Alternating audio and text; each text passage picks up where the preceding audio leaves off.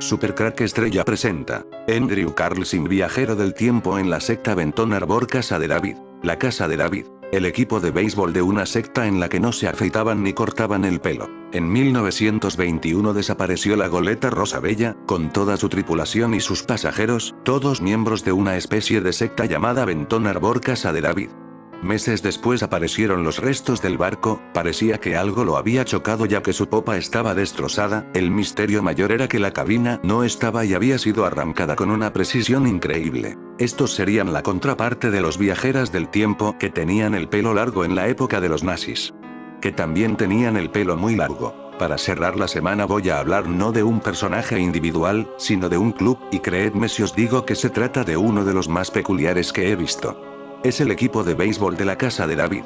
Empezamos explicando qué es o qué era la House of David o Casa de David. En 1903, en Benton Arbor, Michigan, el matrimonio de Benjamin y Mary Purnell fundaron una sociedad religiosa llamada The Israelite House of David, la Casa Israelita de David, un culto de carácter adventista cuyo objetivo era reunir a las 12 tribus de Israel de cara a un segundo advenimiento de Jesucristo. Benjamin Purnell se consideraba a sí mismo como el séptimo mensajero del libro de las Revelaciones y en el contexto de la Casa de David, creó una comuna y viajeros del tiempo donde se encontraba el famoso Andrew Carlson que aparece en esta fotografía. Muy pronto, la comuna, aposentada en unos terrenos de unos 1000 acres, alcanzó el centenar de miembros, que tuvieron que entregar todas sus posesiones a Purnell, que a su vez prohibía entre los correligionarios el sexo, el alcohol, el tabaco, comer carne y cortarse el pelo o afeitarse.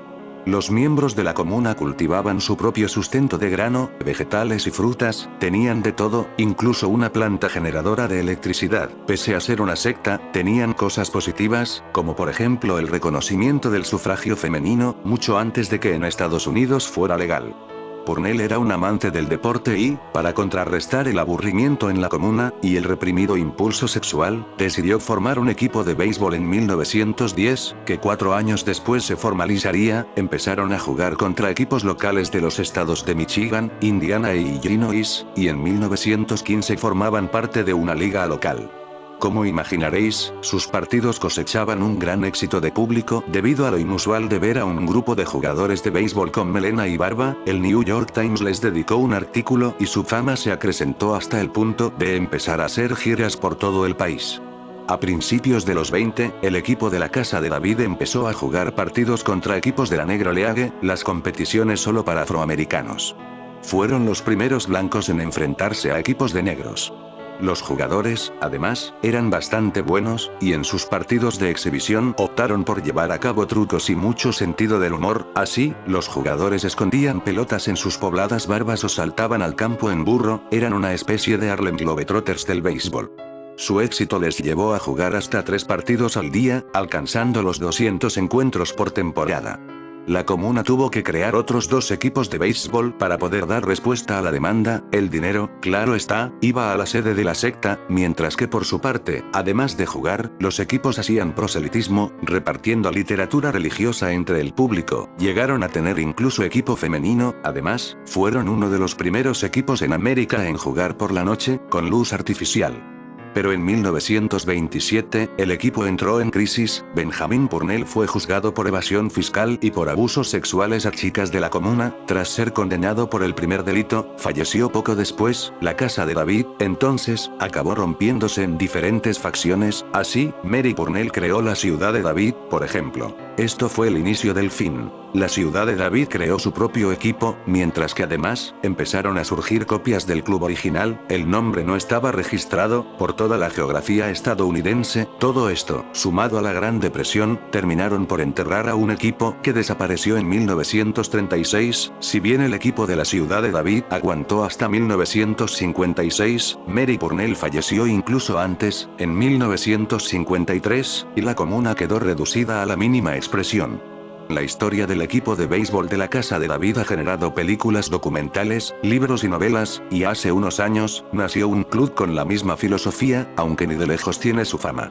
La Casa de David, formalmente la Casa de David Israelita, es un grupo religioso fundado en Benton Harbor, Michigan, en marzo de 1903, fue cofundado por los cónyuges Benjamin Purnell, 1861-1927, y Mary Purnell, 1862-1953. Los Purnell afirmaron ser los sucesores de Joanna Southcott, 1750-1814, una mujer inglesa que había acumulado seguidores como una profetisa religiosa que se describía a sí misma. La comunidad floreció en la década de 1910, pero decayó y se dividió en varias facciones en la década de 1920, después de que Benjamin Purnell fuera acusado de inmoralidad sexual. Hoy, solo quedan un puñado de miembros. Historia. En 1888, los Purnell descubrieron un grupo de predicadores que ensalzaban a un hombre llamado James Gerson Jezreel como el sexto mensajero. Jezreel había publicado una serie de sermones en 3 volúmenes, 842 páginas, titulados Extractos del Rollo Volador, 1879-1881. Mientras los predicadores estaban en Richmond, Benjamin y Mary se unieron a su grupo, conocido como el Movimiento de la Visitación, que fue iniciado por una mujer llamada Joanna Southcott, la primera mensajera, Ángel, en 1792. Mientras estudiaban los escritos de Jezreel, notaron que dijo que el séptimo y último mensajero pronto estaría en escena, supuestamente mencionado en Apocalipsis 10:7. El 12 de marzo de 1895, los Purnell anunciaron que el espíritu de Shiloh había injertado con ellos para convertirse en el séptimo y último mensajero. La Casa de David fue formada por Benjamin y Mary Purnell en 1903 después de establecerse en Benton Harbor, Michigan. Antes de eso, los Purnell vivían en Fostoria, Ohio y tenían 2 hijos, uno de los cuales murió en la explosión de una fábrica de fuegos artificiales a la edad de 17 años. Los Purnell fueron despreciados por los residentes de la ciudad cuando decidieron renunciar el funeral debido a sus creencias de no tener nada que ver con los muertos. Purnell, nativo de Kentucky, publicó un libro titulado Las Edades de la Iglesia en el que afirmó ser el séptimo y último mensajero de las edades de la Iglesia. Como se predijo en el libro de Apocalipsis, Charles Taze Russell había promovido una enseñanza similar una década antes sobre sí mismo y pudo haber influido en Purnell. La colonia Casa de David pronto tuvo varios cientos de miembros. En 1907, la casa poseía unas 1000 hectáreas, en las que la colonia cosechaba frutos de una docena de huertas y cultivaba cereales. La comuna tenía su propia fábrica de conservas, carpintería, fábrica de carruajes, sastrería y lavandería de vapor. También poseían y operaban su propia planta de electricidad, proporcionando iluminación a la comunidad. Tenía 3 charangas y 2 orquestas, y un jardín zoológico. Las acusaciones surgieron en la década de 1920 hacia Benjamin F. Purnell por parte de 13 mujeres jóvenes que declararon, bajo juramento ante los tribunales, que habían tenido relaciones sexuales con el patriarca cuando aún eran menores de edad. Tan pronto como esto se hizo público, Detroit Free Press y otros periódicos publicaron artículos críticos sobre Purnell. La noticia atrajo la atención nacional hacia el grupo. El juicio fue largo, con más de 300 testimonios de testigos y 15.000 páginas de documentación. Al final, Purnell fue condenado por fraude, pero no por los cargos sexuales. Purnell enfermó de tuberculosis durante el juicio y murió en 1927, antes de que pudiera ser sentenciado. La sensación creada por la prueba provocó una división en el grupo. Un grupo, encabezado por Mary Purnell, permaneció unido y en 1930 se les dio la mitad de la tierra junto a la comuna original. Allí reconstruyeron y reorganizaron la nueva casa israelita de David, más conocida como la Ciudad de David de María. A partir de 2017, mantuvo un puñado de miembros, quienes mantuvieron el local abierto al público. Una segunda facción mantuvo la comuna original. La antigua Casa de David, dirigida por el juez T.H. de Wirst, tenía 350 miembros en 1935, 24 de los cuales eran clérigos, y en 1955 tenía 150 miembros con 10 clérigos. A partir de 2010, se informó que el grupo tenía 3 miembros supervivientes. La facción de Wirst creía que Mary Purnell no tenía derecho a usurpar la autoridad sobre la comunidad, ya que estaba dirigida por su propio consejo autoproclamado de ancianos. Purnell era un entusiasta de los deportes y animó a los miembros de la comunidad israelita a practicar deportes, especialmente béisbol, para desarrollar la disciplina física y espiritual.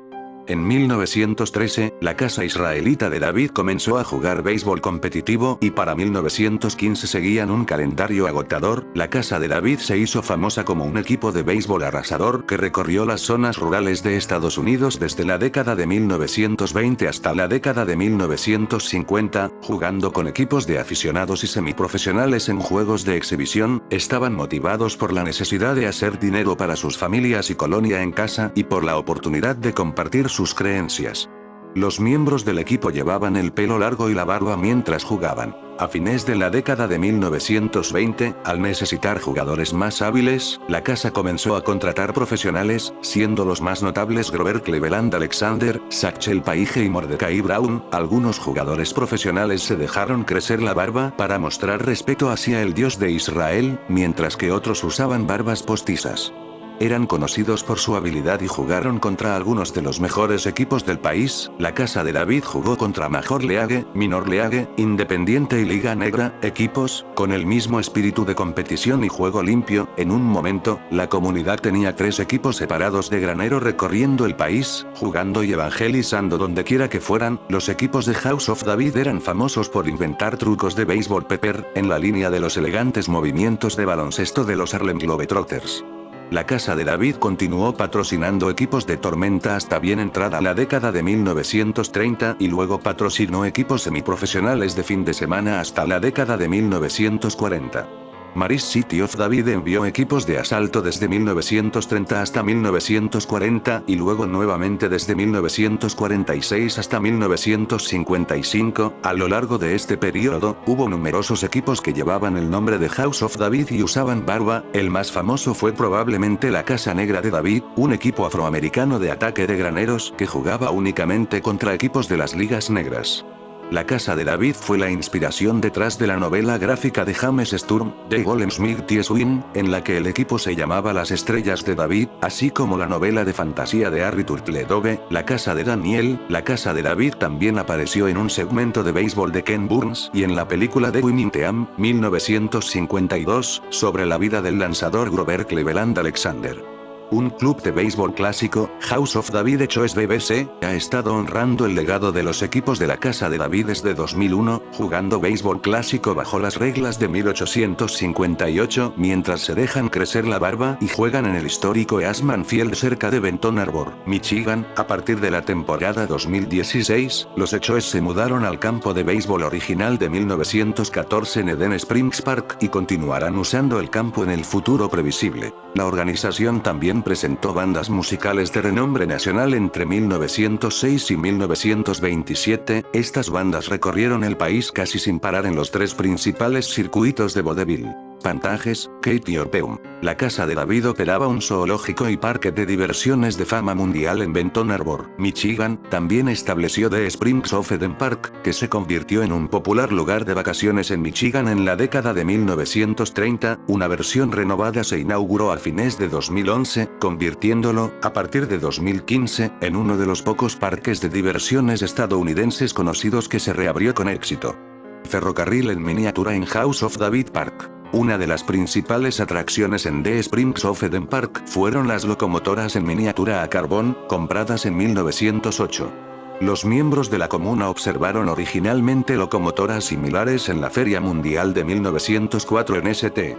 Louis. Los trenes se usaban para transportar personas al parque de diversiones desde la entrada principal de la comuna en la avenida Gran Bretaña. La diversión adicional en el parque incluía autos de carreras en miniatura, restaurante, sala de juegos, paseos en pony, bailes y espectáculos en el anfiteatro. Ring Lardner describió el lugar en su cuento de 1916 de Buttercure, en el que algunas personas del área de Chicago pasan el fin de semana en la playa.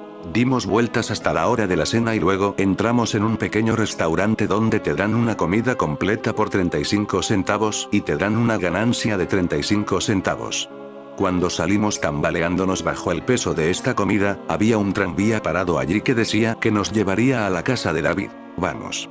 Dije, y conduje a la señora a bordo. ¿A dónde? Ella me preguntó. No lo sé, le digo, pero suena como una casa de carretera. Era incluso mejor que eso. No se podía beber nada, pero había mucho que ver y oír. Conciertos de bandas, hombres y mujeres. Cántaros móviles. un zoológico, una bolera, y más personas de aspecto divertido que nunca antes había visto en un parque de diversiones. No es un parque de diversiones normal, sino 50 y 50 entre eso y una especie de sexo religioso que se hacen llamar los santos patinadores o algo así. Todos los hombres que tenían la edad suficiente para mantener una barba tenían una. Y por un momento pensé que nos habíamos topado con la casa de verano de la gente que participó en Ada la ópera Aida.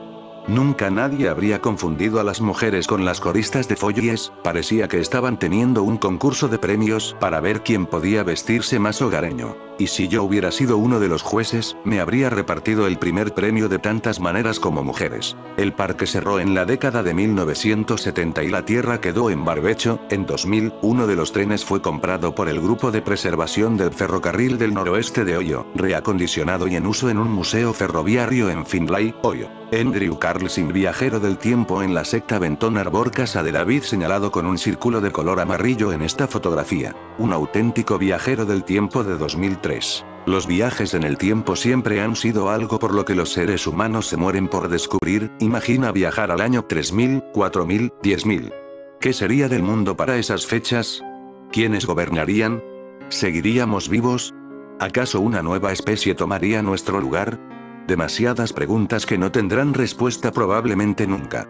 Ahora, los viajes al pasado son algo también digno de ver, como lo fue este curioso caso de 2003, donde un hombre aseguraba venir de 2256 y que lo arrestaron por saber demasiado. Esta es su historia. Allá por marzo del 2003, Andrew Carlson fue portada de Weekly World News cuando destacaron que este hombre había sido arrestado por prácticas desleales en la bolsa, ya que Carlson afirmó que tenía información privilegiada porque provenía de ni más ni menos que el año 2256. El hombre de 44 años afirmaba que era un viajero del tiempo que sabía exactamente dónde invertir. De hecho, había realizado 126 operaciones con acciones de alto riesgo y tener éxito en cada una de ellas. Tal y como se informaba, Carlson comenzó con una inversión inicial de $800 y terminó con más de $350 millones, muy al estilo de Volver al Futuro 2 cuando Biff se roba el almanaque deportivo con el que apuesta hasta convertirse en dueño de casi todo. El SEC, la Comisión de Bolsa y Valores de Estados Unidos, y el FBI empezaron a sospechar del suertudo tipo y lo detuvieron para interrogarlo, convencidos de que se trataba de tan solo un mentiroso y que tenía acciones ilegales. Pero al ser interrogado, Carlson les dio un relato de 4 horas de lo que venía 250 años en el futuro. Su plan había sido ir al 2003 y comprar tan solo lo necesario para vivir, pero fue atrapado por codicioso. Fue muy tentador resistir.